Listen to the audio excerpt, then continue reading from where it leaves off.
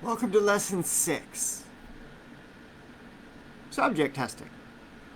Now, going through your course, going through your applications, going through what it is you have to teach and your structure of what widget or whatever you're doing, right? What the subject matter is, what are you going to test? How are you going to test it? What are you going to do and work out through those different methods, right? Like the different challenges and stuff that I've run in the past are versions of me working out what I like and what I don't like, what other people don't like and what I like. So that way I've got 60 hours of those videos that I've sent out into the marketplace, and I've probably screwed my reputation with more than one person because of how I've structured them. And that's okay. That is okay, because there are people that have benefited from that information. There are people that are applying that information. And it's the testing from that information that allows me to go back through and refine it. And so that's where your subject testing, in ethical ways is important. Who have you tested it on? What groups did you test it with? What failures have you had during that testing, right? What are your most common successes? What are the most common obstacles? What are the most common variations that you need to make in order to be able to go through that? So like when I was learning how to do videos, when I was learning how to have the confidence to do these things and to try and understand that what it is I have to offer is something so much deeper than my fear, right? Like what did I have to do to overcome that fear? I had to go do a challenge and learn how to go live in a Facebook group. I learned how to do that because of Pedro. He gave me the confidence to do that. Where did I learn how to do public speaking? Pat Quinn, when he was working with Rise Up World in Pete Vargas's community. Where did I learn how to do course creation and structure it out and apply those structures? Dean and Tony, right? And how do I keep at it over and over and over again? With Tony, like with the Project Next Level stuff, right? So the going back for, again, it's creating that lineage. It's what subjects have I tested it with? What applications in the marketplace am I developing? So that way, over and over and over again, there's something to contribute back into the marketplace. There's some reason why somebody wants to engage with me. There's some reason why everything works in congruency with each other. So that way, there's no left behind portion, right? So I've tested this stuff. I know this stuff works, and now I can talk about who I tested it on, where I tested it, and what the results of that testing were, right? So this is how you structure that kind of a lesson. Demonstrating with a physical approach the motivations that occur behind the physical application. So it was, what did I do in those courses? What did I do in that challenge that I really liked? I really liked the fact that it was one of those Jesus take the wheel moments. I just let the energy flow. I was in state. And I was just thinking, okay, what would be the biggest, craziest, badass thing I could create when it came to creating a marketplace that would not only allow me to channel every single business on the planet and put them as my clients for teaching them higher levels of application in manifestation training, right? But what training do I have to be able to deliver to them first that will get them understanding that what I have to offer is more than just what I have to offer, right? Think about that for a minute. So, when teaching higher concepts of sorcery, which is environmental manipulation of a controlled thing, teaching people how to manipulate the environment on purpose becomes very dangerous if you don't know their heart, if you don't know their ability to serve. If I'm going to give you the keys to the kingdom, I want to make sure that you are a steward of the kingdom and will respect those keys appropriately. Well, how do I make you do that? What do I get to do to inspire you along that path, and what frameworks and tools can I give you that will allow me to do that? That's exactly what those challenges were. And yes, they're not good. They are not good commentary. They are the conversion of a dark magician who was doing really shitty things for people who asked him to do whatever they wanted. As a people pleaser, right? Bad thing to be when you're being a magician for hire, because you can do things that, it's not that you regret, it's just that, people want really shitty things for really shitty purposes. So, preventing shitty people from abusing this material requires a gatekeeping method.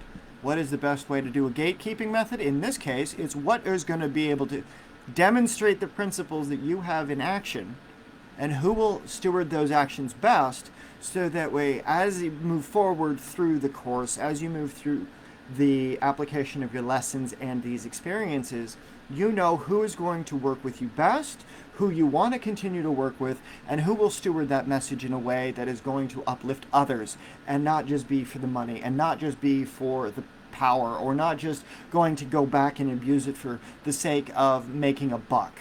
That's not what these methods are for. This is about the long-term 3-year process that I've taken to demonstrate this, the 20-year process to learn this.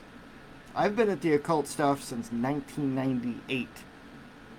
Right, the year after Columbine, I was at a summer camp in the woods of Colorado, and there was one of the guys was friends with one of the people that was shot at that event, and what he would say about the friend that he lost and about that situation and just the grief and that energy and connecting to, he was a really suicidal kid, and it's like we were kids dealing with that. I went into high school, and that next year some idiot in my freshman class was like wearing a bullseye on his shirt that said "shoot here." Motherfucker got expelled because it's like that kind of thing is not appropriate.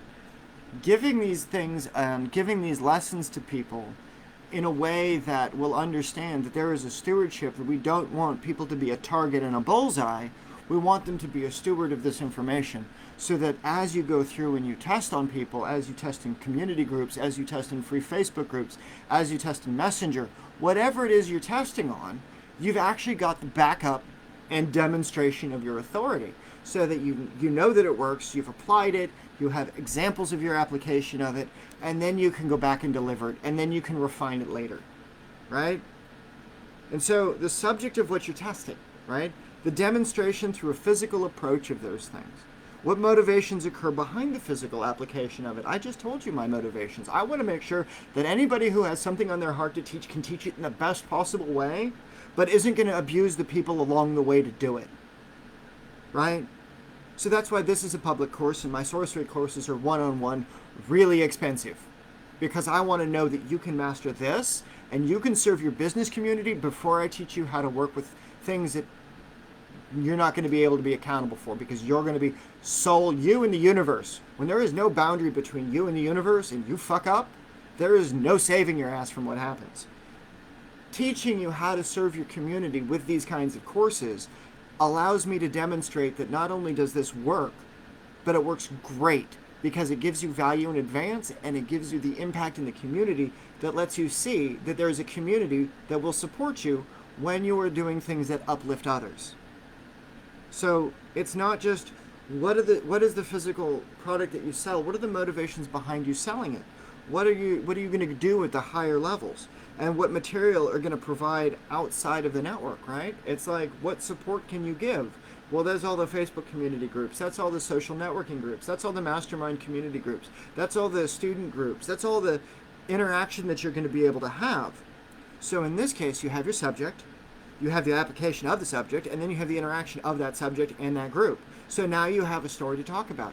Now you have a reason to get into depth. Now you have the things so that when the individual is ready, the model that's developed for the individual integration can either be in a single one-on-one, like I said, my sorcery clients one-on-one, or in a collective, the same interest of others in the same field. So this goes back to your mastermind groups, your networking communities, your business communities, what community you're in. And then how do you produce that? How do you introduce this? Oh, I have this thing I'm offering other people. I don't want to offer it. I've got this idea that if you do this, and if you do this, and you apply it like this, you can create this. Right? Well, I know this stuff works because if you can teach teachers how to teach their thing better, you can deliver information more rapidly, you can be more concise, and you're not wasting anybody's time. So there's 15-minute limitations on YouTube if you don't have a working cell phone, if you don't have all the bells and whistles of whatever, you can still rapidly develop your material and deploy your material, so that way what you deliver is sound, it's tested, it's tried, it's true, it is not bullshit, and you can field test it along the way. So testing and applications, subjects you're testing on, subjects you're testing with, the applications of testing, everything along that journey. Everything works in congruency to your message. So how you build that out is how you build out this kind of a lesson framework. So this can create massive engagement with your people in different ways. So how are you going to do it? What have you done How are you going to structure it? And what is the interaction with that structure? These are frameworks for doing that. I will see you in the next lesson.